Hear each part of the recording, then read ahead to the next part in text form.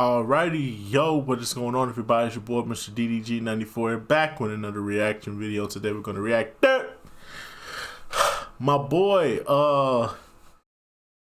Filmo. He the one that I think the last video we did on him was Master P Bout It movie. So he came back with a banger right here. Let's give it up for the one time, bro. You already know, man. Hold on. He came back with a banger on this one. This is Money Talks with Chris Tucker and Charlie Sheen. This is a classic, my nigga. Straight banger, bro. Shout out to Filmo for doing this, man. Hey, man, make sure y'all go subscribe to the brother channel. He's under, look at that, man. He's under 1,000 subscribers. He should have more subscribers by now.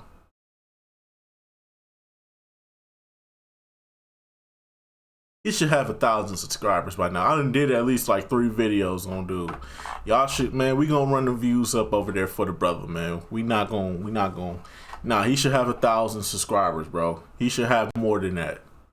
I want that brother to have more than that. Nah. Let's show love, man. Let's show love, man. For real, let's show love. Anyways, though, without further ado, though, let's get right into it. Previously on Filmo Cinema. And you know this, man. Oh, nigga, shut up. Where the hell you was the next Friday and Friday after next? But now, for real, 2 years later, Smokey will go on hustling at the car wash where he will be arrested and falsely framed for blowing up a bus full of inmates and getting all kind of shit with Charlie Sheen outrageous ass.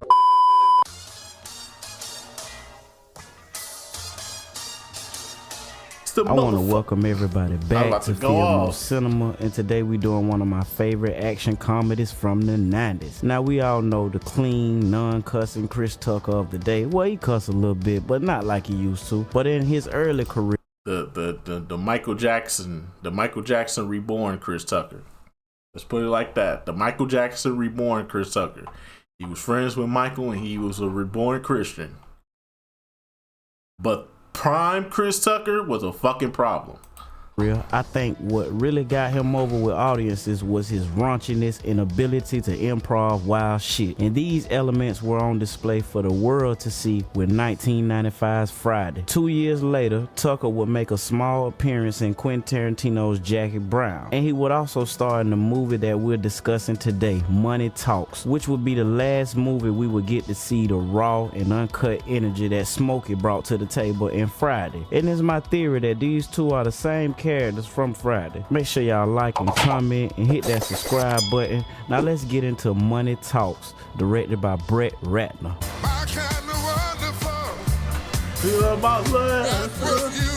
We start off with Franklin Hatchet rolling through the streets of Los Angeles in a drop-top Benz while he proudly sings some Barry White. This nigga jamming though. Now in today's world, it might be common to see a nigga drive a car like this with a beat-up wife beater and a nappy fro, but I imagine in the 90s this shit wasn't that common. No, unless not you at was all. one of them niggas off paid in full. I got a G for every bump on your face, nigga. Now Franklin is a street hustler and he go to this stadium to meet this dude named Roland, who I assume be hooking him up with these tickets for the low. Black people don't want to see that shit. Now I told you to give me some good shit like Luther Vandross tickets or something. Luther Vandross is not culture. What? Now pay attention to the stadium because we're gonna revisit this in the third act. Man, you're supposed to wash it, not take it for a joyride. Hey, where you been? I've been looking for you. I've been trying to find you. What? That wasn't even this nigga whip. Now that's some real nigga shit right there. You out of order. After this, we get introduced to Charlie Sheen crazy ass, and he is our other protagonist, James Russell, and he worked for the news station. Now he reporting on crimes in the city and does an interview with Franklin, and it's kind of exploitative if you ask me. And you the one came over here and wanted me to do an interview. Don't tell me how to talk, man. Come on, you need to hurry up. I got shit to do. Well, I got shit to do also, all right? Come on, man. Hurry up. Get on me, man. Speed. When am I gonna get my money, Franklin? What money? Oh, wait a minute. You talking about the money? Somebody stole my phone. Stole my goddamn phone. Can you believe that shit? James Russell called the police and they hilariously arrest Franklin. Hey, what the fuck y'all doing, man? I give you $5. Let me out. Private? Yeah, I ain't liking James Russell too much already. We didn't get a cameo from Big Worm. Him and Smokeout Lord. reunited. This nigga being weird though. Nah, they was like grabbing and they was tripping. They was trying to, they was slanging Like that. They grabbed, yeah. After this, the plot thickens, as they say, when Franklin is cuffed with this dude. And he a bad motherfucker, y'all. This gonna be our antagonist of the film. They didn't get on Shit's the a bus, and this classic. nigga Franklin getting on old boy nerves. No, you messing with, man. I'm deep in the streets. What? I slap people for fun. What? That's what I do, man. What? You wanna play rough? Huh? Okay. 20 minutes later.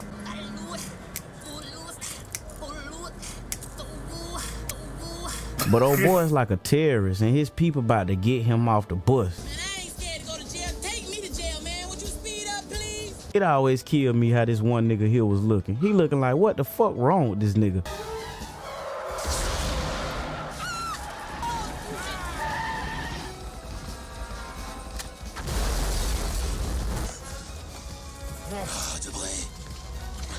Let's get out of here.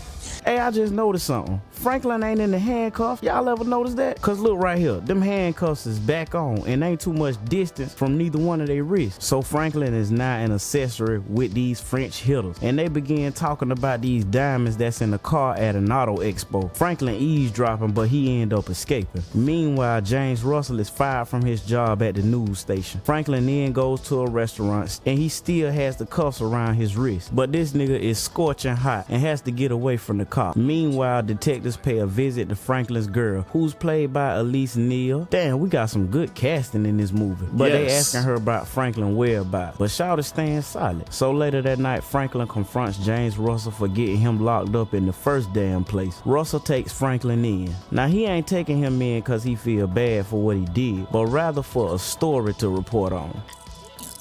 You do that? Did a report once on escape artists. The women who love them.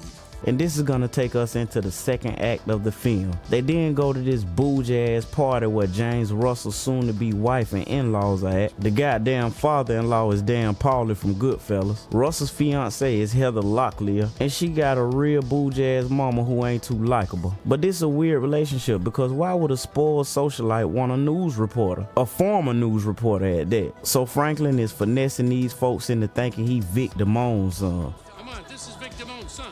All the while steady pissing off James Russell. Franklin finally calls his girl. Nigga stealing his shit. See, this some shit Smokey would do. 24 hours, okay? You better not be over no girl's house. I'm wanted for murder. I ain't got time to get no pussy. What? I ain't fucking nobody but you. So they leave and we get the funniest exchange of dialogue in this movie. I was down there minding my own goddamn business, living ghetto fabulous. I won't mess with nobody. You came and fucked that up. Somebody, my reflex is just slap people. I be like, damn, why did I do that? See what I mean? This classic Chris Tucker, man. I mean, I know that people grow and shit, but all I'm saying is we miss the raw ass younger version of Chris Tucker. Drop Facts. down in the comments if you agree. They go Facts. visit Franklin Shawty, but shit go left when the detectives end up chasing them. But they get away. Franklin remembers the tattoo on the French dude's hand, which leads them to this club. Russell, Channel 12 News.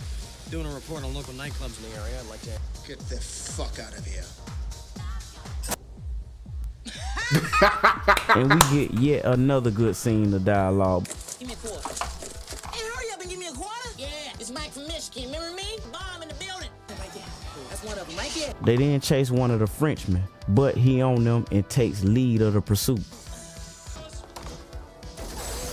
These niggas don't give a damn about killing nobody. Our duo then goes to pay a visit to this arms dealer, aka Eddie Kane. So they grab a couple of straps and dip. But the plot is thickening because now James Russell is connected with Franklin and is now a murder suspect. Meanwhile, remember that convo the French killers was having about the car at the auto expo? Well, Franklin convinces Paulie to go to the auto expo to get a car as a wedding gift. But the killers are there and it makes for a hilarious scene. 105 and 105, lovely. 105. Who give me 110? 110 there now. 110 now. 150.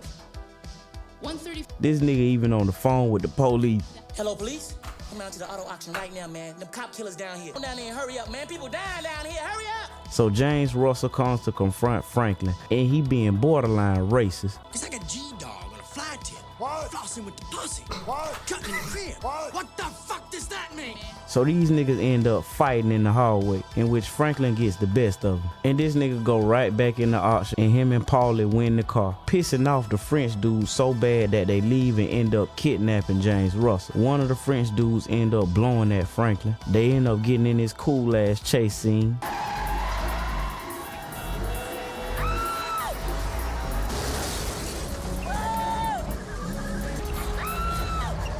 He just fucking up this $200,000 car, y'all.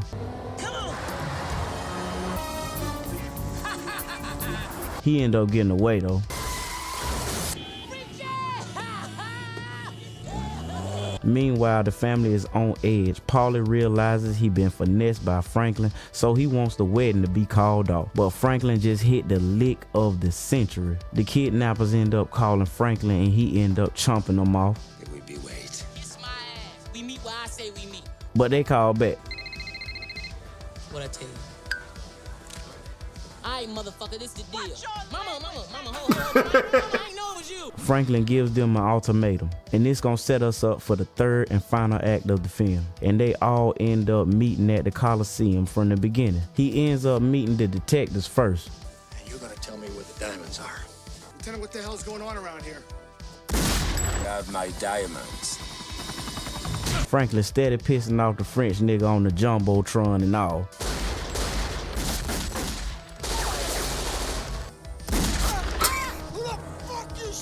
He then find himself in a tight spot, but guess who come through just in time? Yo, Aaron! That goddamn Eddie Kane, man. Fact. James Russell end up escaping, and his skills from earlier come in handy. Did a report once on escape artists and the women who love them. They're calling from hell! James Russell come through just in time, but they then soon find themselves cornered. Franklin decides to finally give the terrorists what they want. Is this what you want? Well, come and get it, goddammit! Knowing Franklin, these can't be the real diamonds. My boy losing his shit over here. 12 soon arrives and the terrorists try to get away. We then come full circle. James Russell finally gets the juicy story he was craving for. Franklin clears his name, and it looks like we got a happy ending. Take it, it's legal. Don't nobody know about it. How many did you keep?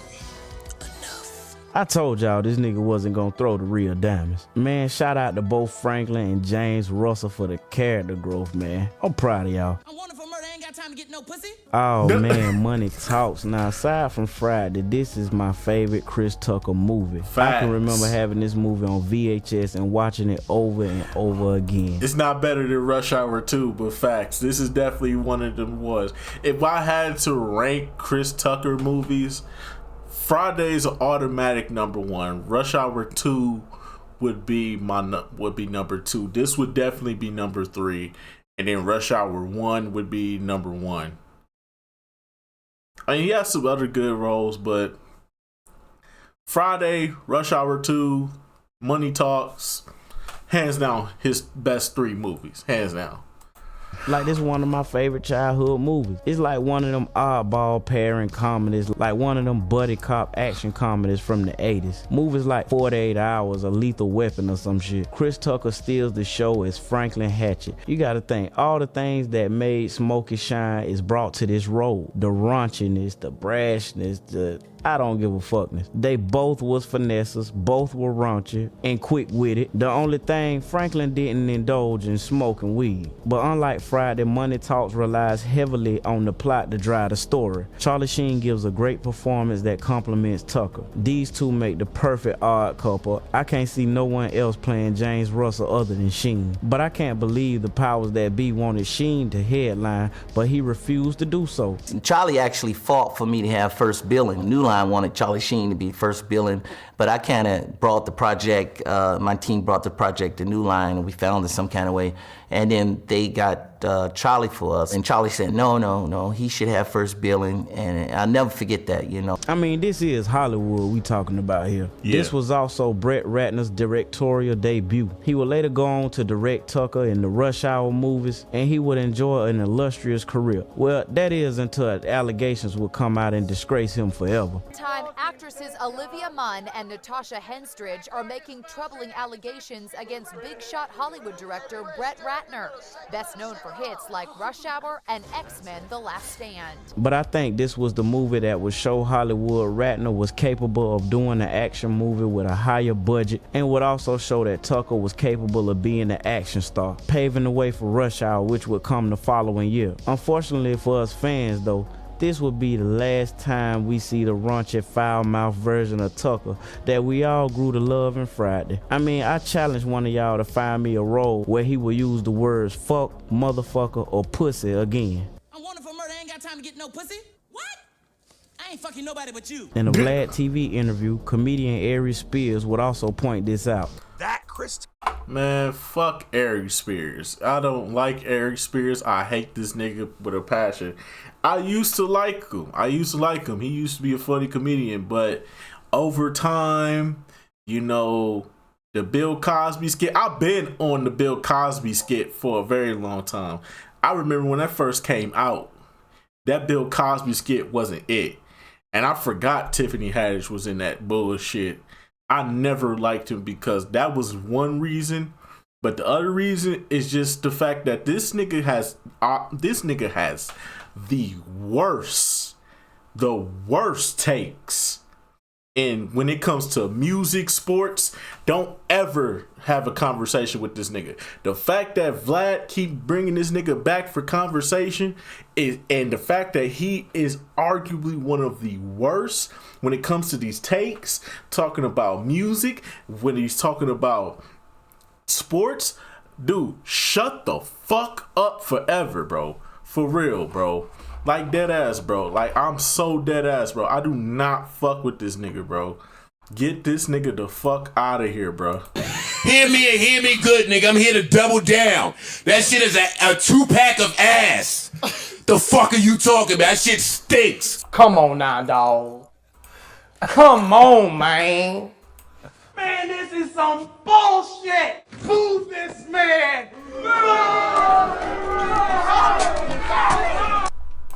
I'm saying though, fuck Aries Spears. I hate this nigga, bro. Fuck Aries Spears. Tucker, before the, I know he again turned himself over to became a born again Christian. Yeah. But the cocaine, Chris Tucker, not meaning using, just in terms of his comedic potency. Yeah, man, if he would have, the way Kevin Hart has created this wave and has ridden it and will ride it till it's over, I think Chris Tucker was in position to do that same thing. But somewhere after Money Talks and the first Rush Hour, he flipped the switch and pulled the Barry Sanders, where we didn't see him in anything but Rush Hours. Chris Tucker that we got now is Epstein Island Chris Tucker, not Smokey. Chris Tucker didn't want to be the poster child for smoking weed. He don't smoke weed like that. Right. He in the church. He Michael Jackson's best friend. But I wouldn't say that his comedic style was worse after this, because he was funny in the Rush Hours. But that Netflix special he did probably would have been a little better with a little bit of the old Tucker in there. That's my opinion though. Let me know what y'all think in the comments. But hey man, people grow and change over time, and I understand the politics of Hollywood. Cleaning up your act to go from rated R to PG-13 could widen your audience and help you cross over better. Meaning more money. But Money Talks is a fun movie. Chris and Charlie are both in their prime, and we get a lot of action with a great supporting cast of characters. Now y'all know how this goes. On a scale of 5 poop emojis, I'm gonna go with 4 for Money Talks. It's ape shit, so definitely go watch it if you haven't seen it. And please don't go by the Rotten Tomatoes score, cause of 6. Yeah, the fact that this got a 16 on Rotten Tomatoes, that is wild. That is wild. They gave this a 16. Yeah, Rotten Tomatoes is arguably one of the worst movie rating sites of all time. Fuck Rotten Tomatoes. But anyways though, man, that's just gonna about do it for this one, man. Shout out to Filmo Cinema, man. Hey, man, we gonna make sure we run up the likes for the brother. Man, make sure y'all go subscribe to his channel, man. We gonna show that love and appreciation over here, man. You know what I'm saying? The brother still is under 1,000 subscribers. I cannot believe that. I thought he was at least at like 2,000-3,000, bro.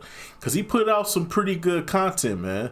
Most definitely, man. Y'all should definitely check out his channel if y'all looking for somebody else, you know, to watch. You know what I'm saying? This is definitely one of them guys right here. But anyways, though, that's just gonna about do it for this one. I will see you all next video. Till then, peace out.